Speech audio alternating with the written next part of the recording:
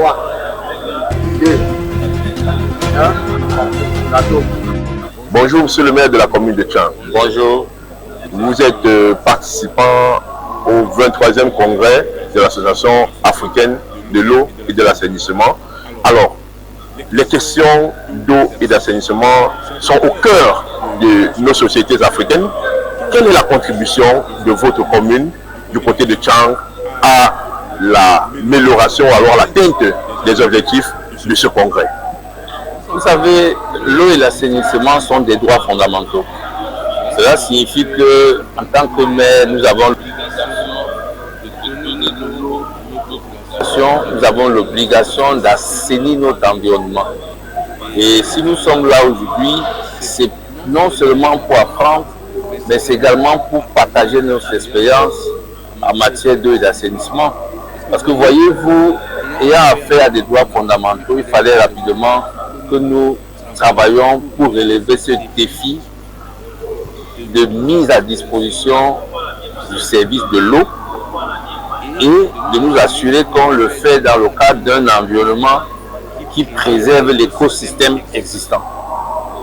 Nous avons donc rapidement fait savoir aux gens que pour adresser ces problématiques, nous avons cartographié notre ville, la ville de Tchang. Nous avons fait des études massives pour nous assurer que nous avons de l'eau.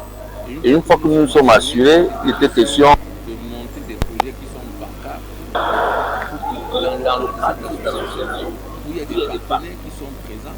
À l'occasion du congrès, on puisse rencontrer ceux qui sont à même de nous accompagner pour la poursuite de ce que nous avons commencé. Parce que une addition d'eau potable par forage. Cela a permis d'alimenter toute la partie administrative de la commune, d'alimenter la commune et ses environs, d'alimenter l'hôpital et ses environs, d'alimenter nos marchés principaux et leurs environs, et de subvenir aux besoins de nos populations dans le cadre de ce que nous appelons le CARE. Quand un maire s'élève, il doit s'occuper de ces populations. Et ce congrès a été l'occasion de partager ce que nous avons déjà eu à faire relativement aux recommandations de Bamako, qui parlait des partenariats, et de Kampala, qui parlait du développement participatif. Nous avons donc partagé cela, et nous avons aussi profité de l'expérience des autres. On a vu la Mauritanie, comment ils ont fait des kilomètres d'adduction d'eau, ce qu'on peut appeler des autoroutes de l'eau. Pourquoi nous ne pouvons pas aussi faire ça? Nous disons que c'est une opportunité pour nous, parce qu'il y a des partenaires déjà historiques, comme l'IMF, dont Tchang fait partie, mais d'autres partenaires que nous avons découverts à travers l'exposition dont parlait votre collaborateur. C'est ça l'intérêt d'être à ce congrès, c'est ça l'intérêt d'être présent tout simplement, c'est ça l'intérêt de développer la coopération avec des institutions comme l'AEA qui aujourd'hui ont eu à faire leurs preuves. Et nous estimons que c'est une vraie interface entre les maires et les bailleurs.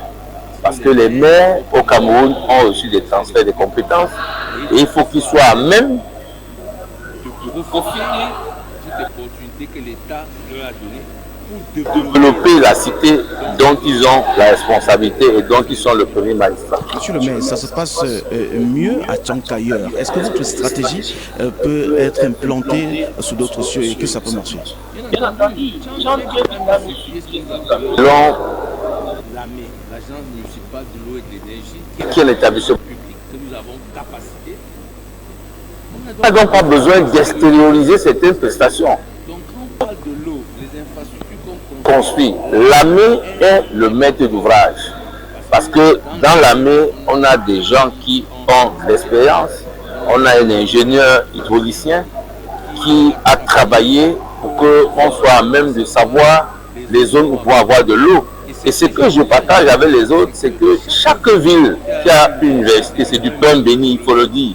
Parce que Tchang a ce qu'on appelle la convention d'université municipale qui nous a permis d'actionner une des clauses et de faire venir les étudiants de la faculté de géographie où vous avez des hydrauliciens, où vous avez des ingénieurs en système d'information. Avec eux, nous avons cartographié la ville. Et c'est la première chose qu'il faut faire.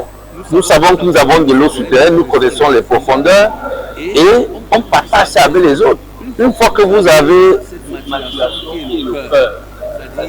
d'avoir de l'eau, vous transformez cela en projet, en montant des devis, en les présentant nationaux comme l'AIMF. C'est comme ça qu'on a fait pour rentrer dans cette problématique et construire des mises à disposition d'eau qui appartiennent à la ville et qui sont gérées par la ville. Nous voulons aussi partager avec les autres le fait que les ressources venant de l'État central ne suffisant plus. Il faut développer le développement participatif. Il faut développer le partenariat public-privé à travers ce que nous appelons les BOT, Build Operated Transfer. Donc vous avez des gens qui ont de l'argent, vous avez un projet, ils viennent y construire, ils exploitent. Et puis ça rentre dans le domaine communal, dans le bâtiment communal par la suite. Voilà comment nous avons fait pour être à même de répondre aux besoins en eau de nos populations.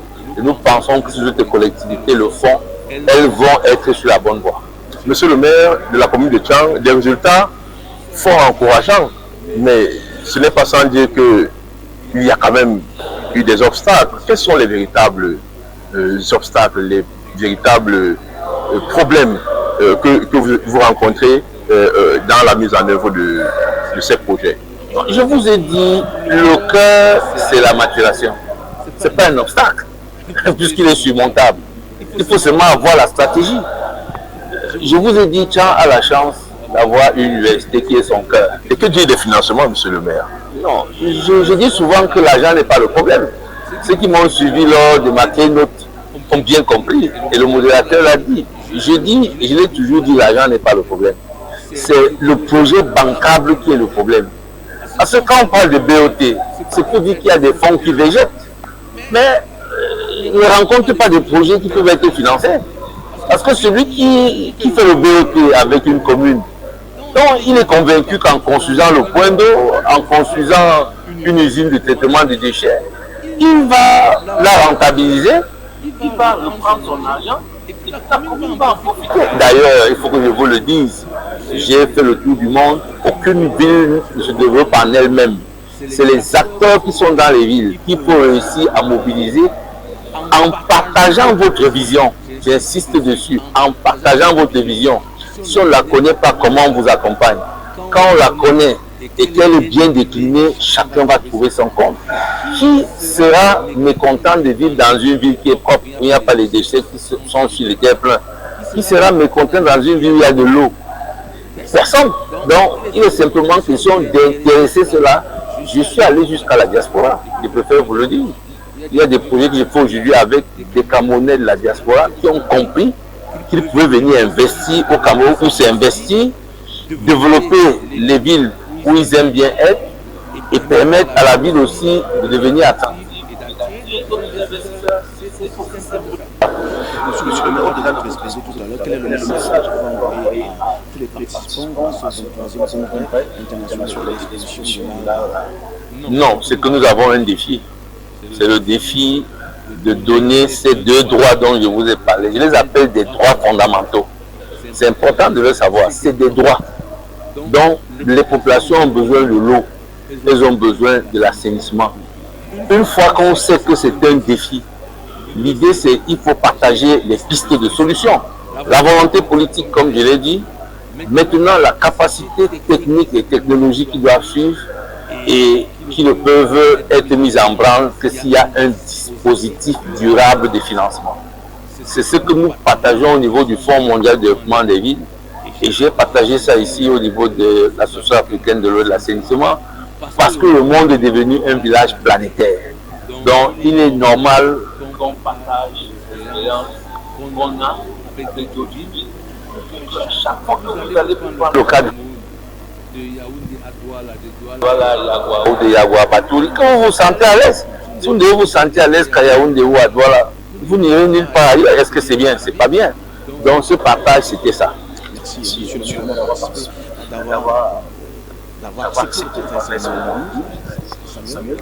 Merci, monsieur le maire, et bonne continuité à ce 23e congrès africain de l'association de l'eau et de l'assainissement. C'est moi qui vous remercie pour l'opportunité